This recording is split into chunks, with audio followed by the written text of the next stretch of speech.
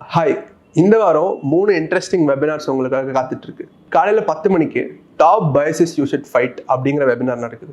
மத்தியானம் 12 மணிக்கு 2 வெபினார் இருக்குது. ஒன்று வந்து நேவிகேட்டிங் த சிமெண்ட் பிஸ்னஸ், இன்னொன்று வந்து using MS for asset allocation. எல்லா வெபினாரோட ரெஜிஸ்ட்ரேஷன் லிங்க்கும் டிஸ்கிரிப்ஷனில் இருக்குது. ரெஜிஸ்டர் பண்ணுங்கள். தேங்க்ஸ். உங்கள் முதலீட்டில் பீஸ் ஆஃப் மைண்ட் இருக்கா? எத்தனையோ இன்வெஸ்டர்ஸை மீட் பண்ணக்கூடிய ஒரு வாய்ப்பு எனக்கு கிடைக்குது. ஒரு இன்வெஸ்டரை மீட் பண்ணும்போது நான் சில விஷயங்களை அவங்கள பற்றி தெரிஞ்சிக்க முயற்சிப்பேன். முதல் விஷயம், அவங்க இன்வெஸ்டிங்கை என்ஜாய் பண்ணுறாங்களாங்கிறது ஃபர்ஸ்ட் திங். ரெண்டாவது, அவங்க ஒரு குறிக்கோளோட இன்வெஸ்ட் பண்ணுறாங்களாங்கிறது ரெண்டாவது திங். மூணாவது, அவங்க இன்வெஸ்டிங் அவங்கள எப்படி இருக்க வைக்குது. இதில் தான் முக்கியமான சிக்கல் ஆரம்பிக்குது. மூணாவது பாயிண்டில் எல்லாருக்கும் ஒரு குறிக்கோள் இருக்கும். இன்வெஸ்ட்மெண்ட்டில் ஒரு இலக்காவது இருக்கும். இல்லை, இதுக்காக நான் சேவ் பண்ணுறேன், இந்த கல்யாணத்துக்கு, இந்த படிப்புக்கு, ரிட்டையர்மெண்ட்டுக்கு இலக்கு இருக்கும். என்ஜாய் பண்ணுறாங்களா அப்படின்னு கேட்டிங்கன்னா, அந்த நேரத்துக்கு ஒரு தகன்னு இருக்குல்ல. மேலே போனால் ஹாப்பி, கீழே வந்தால் சேடு, சினிமாவில் வர காட்சி மாற்றங்கள் மாதிரி நடந்துக்கிட்டே இருக்கு அவங்க லைஃப்பில். அது நான் இப்படி போட்ட மாதிரி இன்ஃபினிட்டாக நடந்துக்கிட்டே இருக்கும். அந்த இன்ஃபினிட் மாற்றங்கள் அவங்களுக்கு ஒரு என்ஜாய்மெண்ட் கொடுக்குற உணர்வு ஏற்படுத்துது. பட் மூணாவது கேள்வியில் நம்மளை ஏமாற்றிக்கவே முடியாது. பீஸ் ஆஃப் மைண்ட் இருக்கா அப்படிங்கிறது. எனக்கு என்ன முக்கியமாக இதில் படுதுனாக்கா, முக்கால்வாசி இன்வெஸ்டர்ஸ் ஏற்கனவே அவங்களுடைய வாழ்க்கையில் ரொம்பவே நிறைய ஸ்ட்ரெஸ் எடுத்துக்கிறாங்க. குறிப்பிட்டு சொல்லணும்னா, வெளிநாட்டில் வேலை செய்யக்கூடிய நபர்கள், அதுவும் இன்னும் குறிப்பிட்டு சொன்னால் வளைகுடா மாதிரி இடங்களில் வேலை செய்யக்கூடியவர்களுக்கு எப்போவுமே ஒரு 2 ஸ்ட்ரெஸ் இருக்குது. ஒரு ஸ்ட்ரெஸ் வந்து அந்த வேலை வந்து எவ்வளோ நாளைக்கு இருக்கும்ன்ற ஒரு எண்ணம். ஆக்சுவலாக அந்த எண்ணம் அவங்களுக்கு தேவையில்லை. பட் அது இல்லாத ஆளே கிடையாது. ஐ டோன்ட் நோ சார் எவ்வளோ நாளைக்கு இந்த ஜாப் இருக்கும் அப்படின்வாங்க. அதையே நான் அவங்கள்ட்ட ஒரு 10-15 வருஷமாக கேட்டுக்கிட்டு இருக்கேன். அப்படியே தான் இருக்காங்க. I don't know when I will come பேக்னுவாங்க. இது வந்து ஸ்டாண்டர்ட் ஸ்டேட்மெண்ட். ரெண்டாவது, அவங்க சம்பாதிச்ச பணத்தை எப்படி வளர்க்குறதுன்ற ஒரு ஸ்ட்ரெஸ் ரொம்ப ஜாஸ்தி. ஏன்னா ரொம்ப சாக்ரிஃபைஸஸோடு தான் அவங்க அந்த பணத்தை சம்பாதிச்சு சேமிச்சிருக்காங்க. It's not easy. ரொம்ப ரொம்ப கஷ்டம். நிறைய பேரோட பழகியிருக்கேன். எல்லாருக்குமே அந்த ஒரு பாயிண்ட் இருக்குது. It's a common factor. என்னுடைய நெருங்கிய நண்பன் ஒருத்தர் வளைகுடாவில் இருக்கான். அவன் வந்து என்னுடைய காலேஜ் நண்பர், எனக்கு ஜூனியர். முதல்ல நான் அங்கே போகும்போது 2012 அவனை மீட் பண்ணேன். அது வரைக்கும் அவன் வந்து எந்த இன்வெஸ்ட்மெண்ட்டுமே பண்ணல. அவன் பணம்லாம் இந்தியாவுக்கு அனுப்புவான். பெங்களூரில் அவனுக்கு ஒரு பேங்க் அக்கௌண்ட் இருக்கும். அந்த பேங்க்கில் எஃப்டியாக இருக்கும். ஸோ நான் சும்மா ரொம்ப வருஷம் கழித்து மீட் பண்ணுறமே போய் எப்படி பேசிகிட்டு இருக்கோம். என்ன, எதுக்காக வந்து என்ன பண்ண போகிற, யாரை மீட் பண்ணுற, இதெல்லாம் கேட்டுக்கிட்டே இருந்தேன். நான் சொன்னேன், இந்த மாதிரி பண்ண போகிறோம், மியூச்சுவல் ஃபண்ட் தான் பண்ணுறோம், ஸ்டாக்ஸ் பண்ணல. அப்புறம் என்ன பண்ண முடியும்? அவன் என்ன பண்ணான், சரி எனக்கு அதெல்லாம் தெரியாது, நான் உனக்கு ஒரு அமௌண்ட் கொடுக்குறேன், அதை நீ இன்வெஸ்ட் பண்ணு, அப்புறம் பார்க்கலாம் அப்படின்னா. இப்படி விளையாட்ட ஆரம்பிச்சிது. இப்படி படிப்படியாக அவன் அப்பப்போ கேட்கும்போதெல்லாம் கொஞ்சம் கொஞ்சம் பணம் கொடுக்குறான். அதை பற்றி எதுவுமே பேசுறது கிடையாது. ஸ்லோவாக அவன் டெபாசிட்டில் ரிட்டர்ன் குறைஞ்சிட்டே வருது. அந்த டெபாசிட் பைசாவே எடுத்து இதில் போட்டான். அவனை ஒரு 15-16 ஒரு 4-5 வருஷம் கழித்து நான் போய் மீட் பண்ணுறேன். என்ன நீ ஒன்றுமே கேட்க மாட்டேங்கிற? இல்லை எனக்கு எல்லா ரிப்போர்ட்ஸும் வருது, நான் பார்த்துட்ருக்கேன். எனக்கு வந்து முன்னாடி வந்து இவ்வளோ தான் ரிட்டர்ன் வந்துட்டு இருந்தது, இப்போ அதை விட பெட்டர் ரிட்டர்ன் வருது. பட் அது இல்லை இஷ்யூ. நான் இந்த இன்வெஸ்ட்மெண்ட் பண்ணும்போது என்னால் கவலைப்படாமல் பீஸ் ஆஃப் மைண்டோடு இருக்க முடியுது அப்படின்னு சொன்னான். பண்ணிகிட்டு இருந்து மியூச்சுவல் ஃபண்ட் இன்வெஸ்ட்மெண்ட் தான். அது என்னோடய ஸ்டைலில் நான் பண்ணிகிட்டு இருந்தேன். இப்படி தொடர்ந்து இன்றைக்கி ஒரு 13-14 வருஷம் வந்துருச்சு. இன்றைக்கும் அவனை கேட்கும்போது எப்படி ஹவு டு யூ ஃபீல்னு கேட்டால், எனக்கு பீஸ் ஆஃப் மைண்ட் இருக்குது அப்படிங்கிறான். ஆக்சுவலாக பீஸ் ஆஃப் மைண்ட் இருக்குன்னா ஏதோ கம்மியான ரிட்டர்ன்லாம் நினைக்காதீங்க. ரிட்டர்ன் அவனுக்கு வேண்டிய ரிட்டர்ன் அதுக்கு மேலே தான் கிடைச்சிருக்கு. பட் அந்த பீஸ் ஆஃப் மைண்ட் அவனுக்கு இன்வெஸ்ட்மெண்ட்டில் இருந்ததுனால என்ன நடந்ததுங்கிறத சொல்கிறதுக்காக தான் இதை நான் எம்ஃபசைஸ் பண்ணுறேன். எப்போ பணம் கேட்டாலும் அவங்ககிட்ட கொஞ்சம் பணம் இருந்தால் அந்த பணத்தை அவன் இன்வெஸ்ட் பண்ணான். நம்ம பணத்தை இன்வெஸ்ட் பண்ண கேட்குறதே இப்போ டாரிஃப் கிரைசிஸ் வரும்போது, இந்தியாவுக்கு பாகிஸ்தானுக்கு ஒரு சர்ச்சை வரும்போது, இப்போ இன்றைக்கி ஈரானில் சர்ச்சை வரும்போது, இந்த மாதிரி ஒரு வருஷத்தில் எத்தனையோ மினி பிளாக் ஸ்வான் ஈவெண்ட்ஸ் நடக்குதில்ல, அதுக்கு நடுவில் நம்ம பணம் கேட்போம். ஸோ ஒரு வருஷத்தில் 10-12 முறை நம்ம அவர்கிட்ட பணம் கொடுங்கன்னு கேட்கும்போதெல்லாம் டக்குன்னு இன்வெஸ்ட் பண்ணுறாரு. அப்படி இன்வெஸ்ட் பண்ண அவர் பணத்தை ரெடியாக வச்சுருக்காரு. மற்ற நேரங்களில் என் பணம் சும்மா இருக்கே, நான் இந்த பணத்தை சும்மா வைக்கக்கூடாதுன்ற அந்த ஆங்ஸைட்டி அவருக்கு கொஞ்சமும் கிடையாது. கேட்பாங்க, கேட்கும்போது கொடுக்கலான்ற ஒரு மைண்ட் செட் இருக்குது. இது ஃபஸ்ட்டு அவருடைய சக்ஸஸ் மந்த்ராவில் ஒன்றுன்னு நான் நினைக்கிறேன். அப்போ அந்த மாதிரி கேட்கும்போது கொடுத்துட்றாரு. நம்ம கரெக்டாக அந்த எங்கே போடணுமோ கரெக்டாக அந்த இடத்துல இன்வெஸ்ட் பண்ணுறதுக்கு வாய்ப்பு கிடைக்குது, போட்டுடுறோம், வேலை முடிஞ்சிருச்சு, அடுத்த வாய்ப்புக்கு வெயிட் பண்ணுறோம். இப்படியே எவ்வளோ வருஷம், 13 வருஷம் ஓட்டிட்டோம். இன்றைக்கி அவர் ஃபைனான்ஷியல் ஃப்ரீடமுக்கு மேலே போயிட்டார். எப்போ நம்ம 10 வருஷத்துக்கு மேலே ஒரு இன்வெஸ்ட்மெண்ட் ரிலேஷன்ஷிப்பில் தொடர்ந்து காம்பவுண்ட் பண்ணிக்கிட்டே இருக்கோமோ அப்போ நம்ம போக வேண்டிய இடத்துக்கு மேலே போயிடும். அதுவும் இந்த வளைகுடா ஆட்கள் வந்து டெஃபினட்டாக போயிடுவாங்க. ஏன்னா அவங்களோட சேவிங்ஸ் அதிகம், அவங்க நிறைய சாக்ரிஃபைஸ் பண்ணுறாங்க. எதுக்காக பண்ணுறாங்கன்னா வருங்காலத்தில் தங்களுக்கும் தங்களுடைய குடும்பத்துக்கும் ஒரு பெட்டர் லைஃப் கொடுக்கணுன்ற அந்த இதில். ஸோ காம்பவுண்டிங் ஒர்க் ஆகணும். பட் இந்த பீஸ் ஆஃப் மைண்ட் இருந்தால் தான் இந்த காம்பவுண்டிங் ஒர்க் ஆகுன்றதும் இதில் முக்கியமான பாயிண்ட். இப்போ நான் சொன்னது, இவர் என்னுடைய நண்பர், எனக்கு நல்ல பரிச்சயமானவர், என்ன ஒரு 17 இயர்ஸ்லேருந்து தெரிஞ்சவர், அதனால் அவருக்கு அந்த கம்ஃபர்ட் நேச்சுரலாக வந்தது. பட் இல்லாதவங்க என்ன பண்ணுறாங்க அப்படிங்கிறதையும் நான் பார்த்துக்கிட்டே இருக்கேன். அதுவும் சமீப நாட்களில் நிறையவே பார்க்குறேன். 2020க்கு அப்புறம் இதே விஷயத்தை பண்ண ட்ரை பண்ணவங்களுடைய போர்ட்ஃபோலியோலாம் என்கிட்ட நிறைய பேர் காமிக்கிறாங்க. இதில் பல பேர் எனக்கு பரிச்சயமானவர்கள், சோஷியலாக தெரிஞ்சவங்க, ஃப்ரெண்டோட பிரதரின்லாம், இந்த மாதிரி நிறைய பேர் இருப்பாங்க. ரிலேட்டிவ்ஸு, ரிலேட்டிவோட ரிலேட்டிவ் இப்படியெல்லாம் வருவாங்க. கிளைண்ட்டோட ரிலேட்டிவ் நிறைய பேர் வருவாங்க. போர்ட்ஃபோலியோ காட்டும்போது அவங்க என்ன சொல்லுவாங்கன்னாக்கா, சார் நான் ரொம்ப அக்ரெசிவாக இன்வெஸ்ட் பண்ணுறேன் சார் அப்படின்னா. இந்த அக்ரெசிவ்லேயே நமக்கு அப்படியே நரம்பெல்லாம் புடைக்கும். என்ன சார் அக்ரெசிவ்? நான் யோசிப்பேன், நம்மளே அக்ரெசிவ், நம்மக்கிட்ட ஒருத்தர் அக்ரெசிவ்ங்கிறாரு, என்ன அக்ரெஷன் சொல்கிறாரு பார்ப்போம். அப்புறம் போர்ட்ஃபோலியோ எடுத்து பார்த்தாக்கா எல்லாம் ட்ரபிள் ஸ்பாட்டாக இருக்கும். எல்லா கம்பெனியுமே ஏதாவது ஒரு சர்ச்சை, ஒரு கான்ட்ரவர்சி, இந்த மாதிரி இருக்கக்கூடிய ஒரு விஷயம். சரி, சிம்பிளான பிஸ்னஸ் ஏதாவது வாங்கி வச்சிருக்காரான்னு பார்த்தா மேக்ஸிமம் ஒன்று இருக்கும். ஸோ போர்ட்ஃபோலியோக்குள்ளே பிரச்சனையை உருவாக்கி வச்சிருக்காரு நண்பர். சரி, இது ஏன் பண்ணீங்க அப்படின்னு கேட்டாக்கா, சார் பிரச்சனையெல்லாம் சால்வ் ஆனால் தான் சார் நிறைய ரிட்டர்ன் கிடைக்கும் அப்படின்னாரு.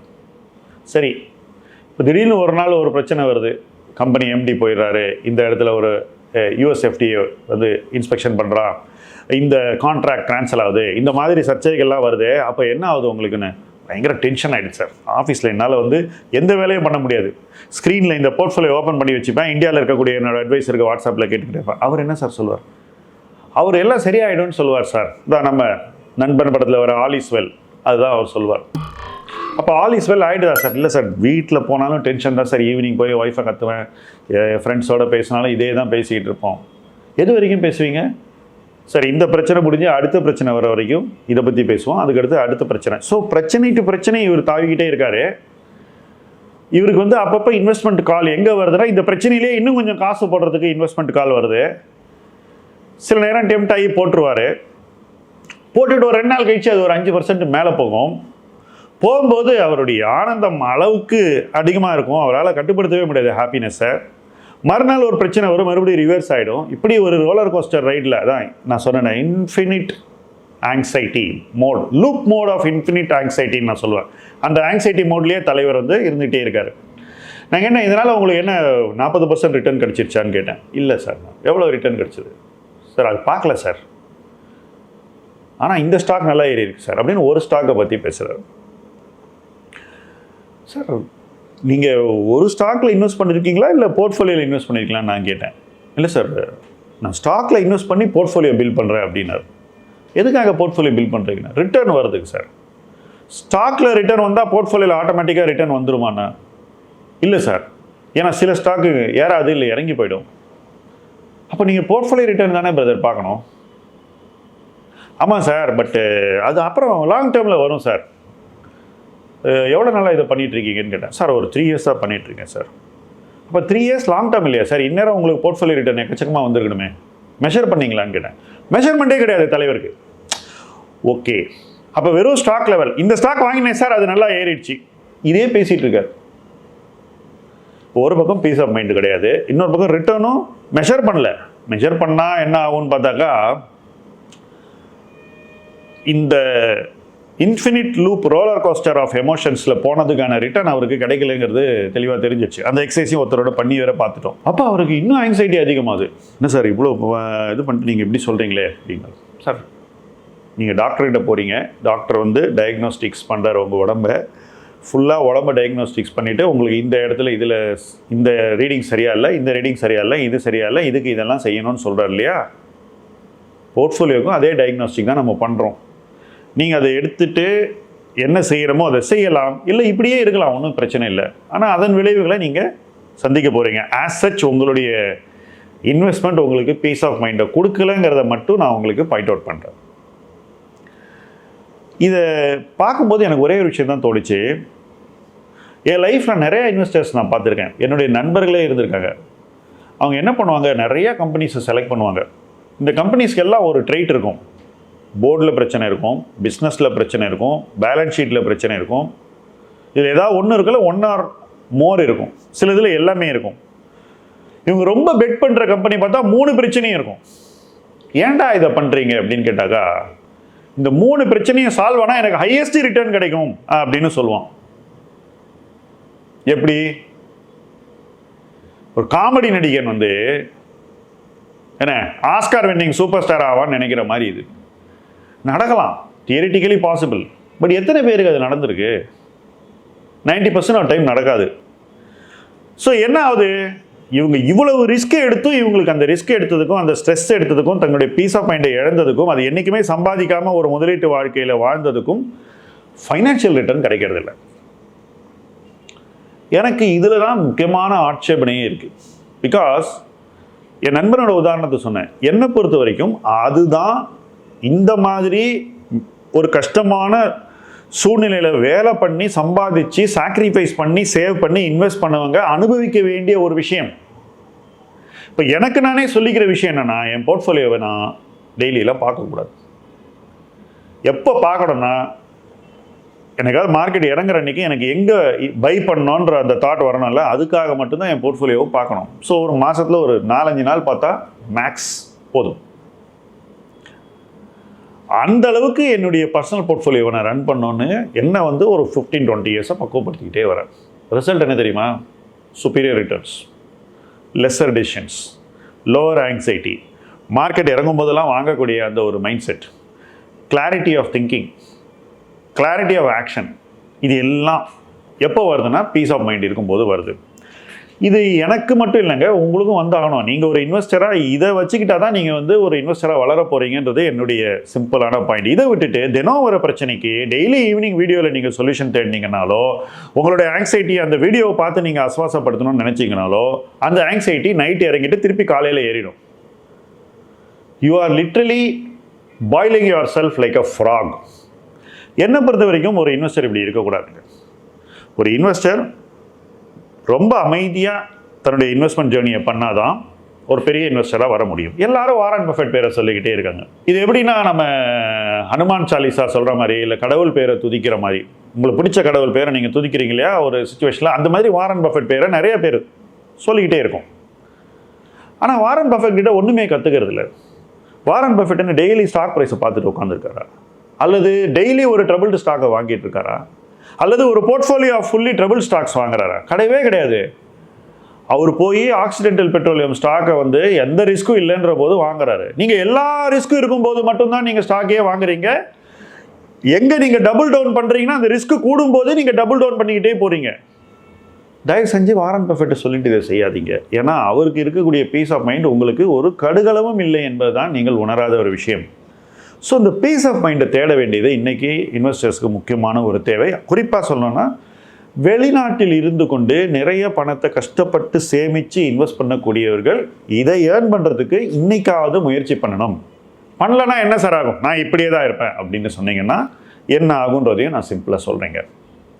இதை கேட்கும்போது உங்களுக்கு கொஞ்சம் பிடிக்காமல் கூட போகலாம். But I am still telling you this. இவ்வளவு ரிஸ்க்கை எடுத்து, இவ்வளவு கம்பு சுற்றி, இவ்வளவு ப்ராப்ளம்ஸை உங்கள் தலையிலையோ ஏற்றிக்கிட்டு உங்கள் போர்ட்ஃபோலியோவில் ஏற்றுறதுனால உங்களுக்கு அதிக ரிட்டர்ன் கிடைக்காது. ஏன்னாக்கா மார்க்கெட்டில் simple businesses get better respect than difficult businesses. Businesses which give clear visibility, தெளிவான ஒரு பார்வையை சமூகத்துக்கு கொடுக்கக்கூடிய தொழில்களுக்கு தான் நல்ல மதிப்பு வளர்ச்சி கிடைக்கும். அந்த வளர்ச்சி அந்த தெளிவுக்கும் அந்த ஸ்ட்ரெயிட் ஃபார்வர்ட் இன்டர்பிரிட்டேஷனுக்கும் கிடைக்கக்கூடிய ஒரு ப்ரீமியம். கடந்த காலத்தில் ஒரு குறுகிய காலகட்டத்துக்கு 2-3 வருஷத்துக்கு இந்த குழப்ப கேஸுகளுக்கெல்லாம் அதிக வேல்யூவேஷன் கிடைச்சதுனாக்கா திரும்பி அது நடக்கும்னு நீங்கள் நம்புறது பகல் கனவு. ஏன்னா அது நடந்ததே ஒரு காணல் நீர் மாதிரியான ஒரு situation. It will not come back. So you need to simplify your investing in such a way that you earn peace of mind. நீங்கள் வந்து இந்த காம்ப்ளெக்ஸ் கம்பெனிஸ்லாம் வச்சுக்க கூடாது. ட்ரபிள் இருக்கிற கம்பெனிஸ்லாம் நீங்கள் வந்து கம்பு சுற்றினா அந்த ட்ரபிளில் நீங்கள் எடுத்ததுக்கான ரிவார்டு உங்களுக்கு கிடைக்க போகிறது இல்லைங்கிறத நீங்கள் உணர்ந்தீங்கன்னா நீங்கள் பீஸ் ஆஃப் மைண்டை நோக்கி பயணிக்க ஆரம்பிச்சிடுறீங்க. அந்த ஜேர்னி தான் உங்களுக்கு ரிட்டர்னையும் கொடுக்கும்னு நான் இந்த இடத்துல அடித்து சொல்கிறேன். ஸோ பணமும் சம்பாதிக்காமல் பீஸ் ஆஃப் மைண்டும் சம்பாதிக்காமல் இருக்கிறது ஒரு பக்கம், இல்லை நான் பீஸ் ஆஃப் மைண்டை சம்பாதிக்கிற முதலீடு செய்ய போகிறேன் அப்படின்னு நினச்சி அதன் மூலமாக பணம் சம்பாதிப்பது இன்னொரு பக்கம். யூ சூஸ் எந்த பாதை சிறந்தது என்று. அந்த பாதையில் இணைந்து பயணிப்போம். முதலீட்டு களம் உங்கள் களம். நன்றி.